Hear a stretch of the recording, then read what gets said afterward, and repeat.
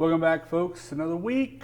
Sean Kiracofe Show. As we talk some more volleyball, as we're into the final week of the regular season. It's been a very fun year, which we'll get into those matches this week. But first, I want to talk about the two tough ones last week. For the first time in forever, I mean, we're talking about a couple of losses, which is kind of strange. But and we talked about it after those matches. It's just the consistency that we've seen, especially during that 8-match winning streak, just wasn't there over the week.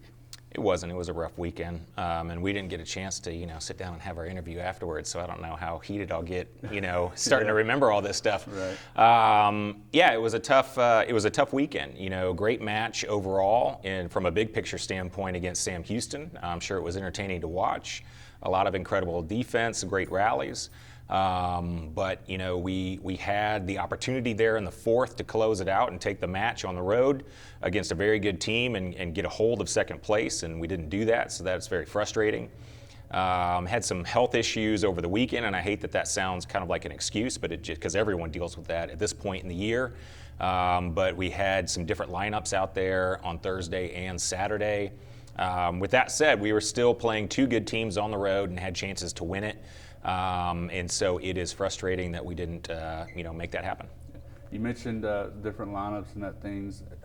Not that those girls that really haven't played as many sets in this year didn't play well, because they definitely did. They did. But just not having that same group that, especially with the long winning streak and all that sort of stuff, did it kind of, I guess, maybe throw things off just a little bit, maybe enough to where maybe that's where that consistency didn't come from, because it wasn't the same group on the floor? Yeah, absolutely. We had some people come in and have great matches, and in no way do I want to place any type of blame whatsoever on them, because we were still in a position to win. But you're absolutely right. You disrupt a lineup that's been clicking here for the majority of the year. There's a few little miscues here and there, an error here, or just miscommunication that you can't necessarily. You're not pointing a finger at anybody and saying that's the reason why. It just happens.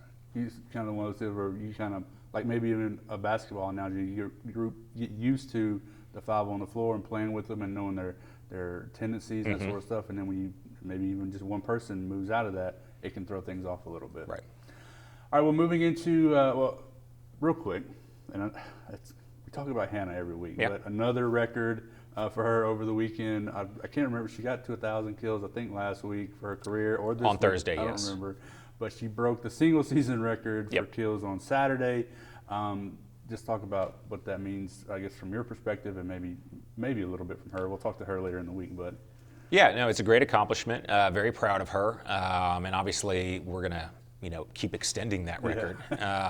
And I think I looked at it, and she is something around top 25 in all juniors in the nation in Division I. As far as total kills, and I don't know how she ranks up in kills for the season across the nation like that, but she's having a fantastic year. We expected that from her, and now it's our job as a team to be able to kind of complement that, because we know what we're going to get from her. Yeah.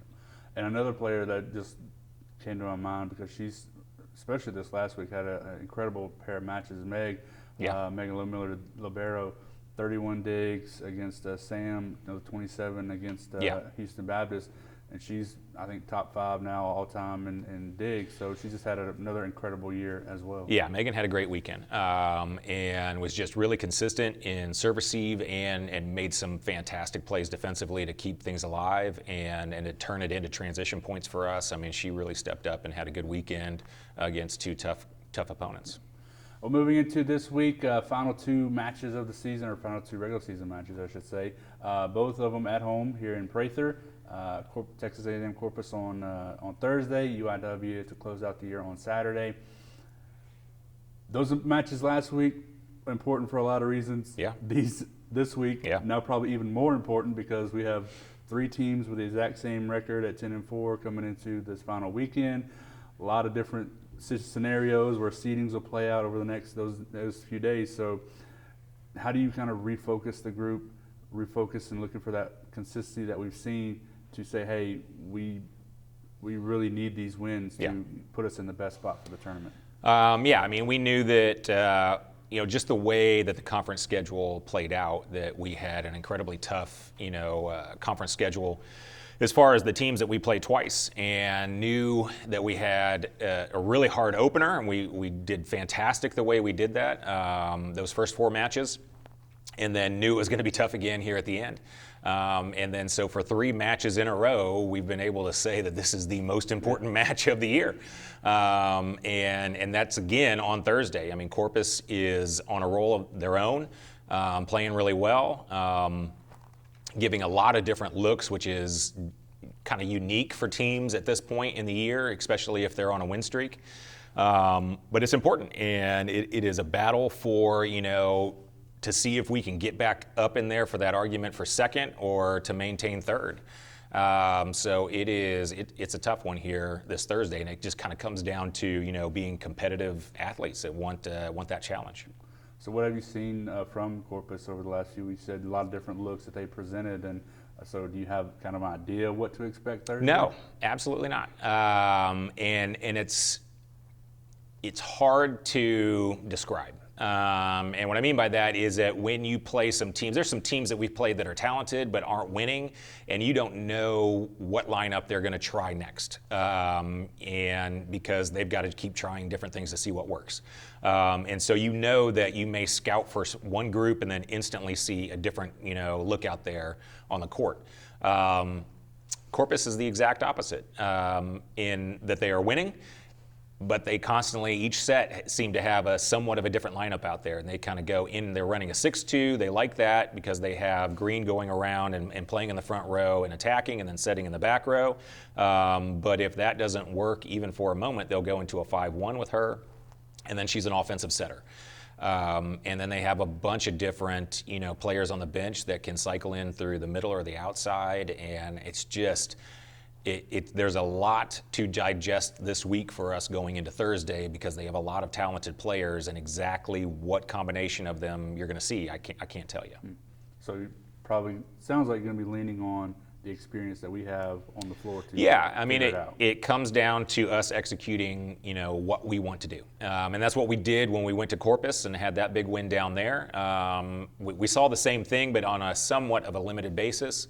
Some different lineups, but it was because of what we were doing, and we were making them, change and react, and we were able to dictate what we wanted to do. And we got to go out there and do it again. Speaking of experience, the last 2 home matches for a group of really, really good seniors contributed a lot, and 3 of them have been here for more than 2 years. Caitlin, of course, the transfer. But talk about just that group as a whole as they play their final 2 matches at Prather.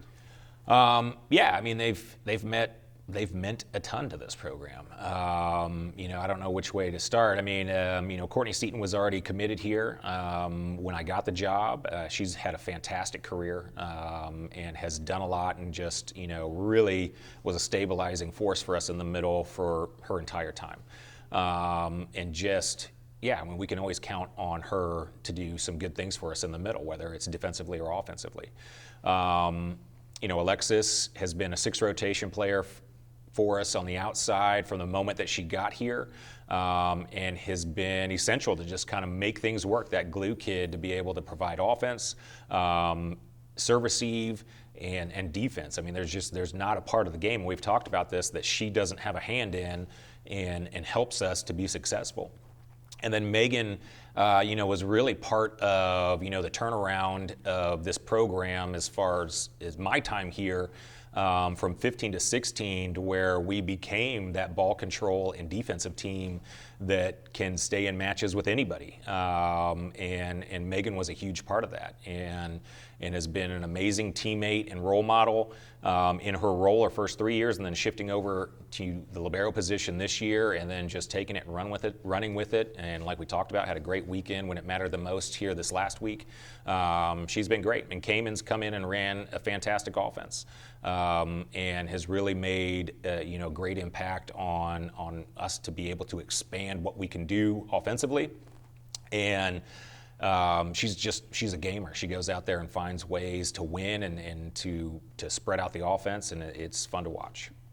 All right, Coach. Well, appreciate you again this week. Again, 2 matches at home, Thursday and Saturday. Don't miss them, and we'll talk to you again real soon. All right, thanks.